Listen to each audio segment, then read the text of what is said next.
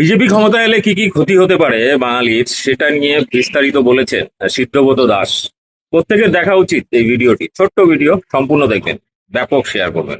আজকে পশ্চিমবঙ্গে বিধানসভা 2024-এর ভোট শুরু হয়ে গেছে।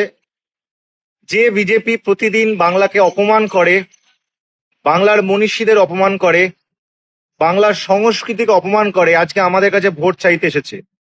যে বিজেপি বিদ্যাসাগরের মূর্তি ভাঙে, যে বিজেপি বঙ্কিমচন্দ্র চট্টোপাধ্যায়ের নাম বলতে পারে না, যে বিজেপি মোহনবাগান এবং ইস্ট বেঙ্গল এই বিশ্বমানের ফুটবল ক্লাব, বাঙালির ঐতিহ্য গর্ব, তাকে বলে মোহন বেঙ্গন আর ইস্ট বেঙ্গন, যে বিজেপি বাঙালিকে বাংলাদেশি বলে, যে বিজেপি বাংলার মানুষকে যখন বিজেপি শাসিত রাজ্যে তারা যায় সেখানে তাদেরকে পেটায়, তাদেরকে জেলবন্দি করে, তাদেরকে বহিরাগত বলে পেল অর্ডারে করে বাংলাদেশে পাঠিয়ে দেয়, সেই বিজেপিকে আগামী বিধানসভা ভোটে যোগ্য জবাব দিন। এমন জবাব দিন যে সারা জীবন মনে রাখবে বাংলা ও বাঙালির নামে কুৎসা করা, বাংলা ও বাঙালির নামে ষড়যন্ত্র করার কি মূল্য হতে পারে।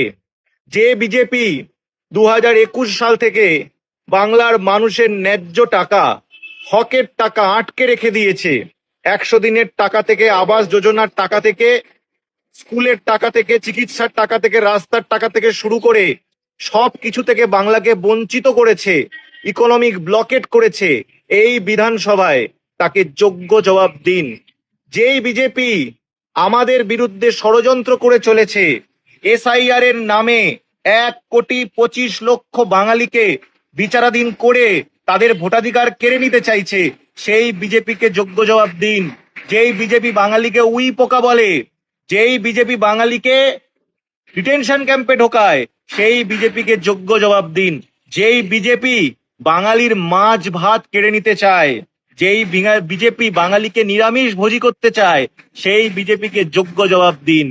যেই বিজেপি বাংলার ইতিহাসকে ধ্বংস করতে চায়, সংস্কৃতিকে ধ্বংস করতে চায়, আমি বাঙালি, আমি বাংলা ভাষায় কথা বলি, আমি বাংলায় গান গাই, আমি রবীন্দ্র জয়ন্তী উদযাপন করি, আমি নজরুল জয়ন্তী উদযাপন করি, যেই বিজেপি এই সব কিছুর বিরুদ্ধে, তাকে আগামী ভোটে যোগ্য জবাব দিন। এমন দুটো গালে দুটো চড় মারুন যে গালের দাগ বহু যুগও সে গাল থেকে না যায়।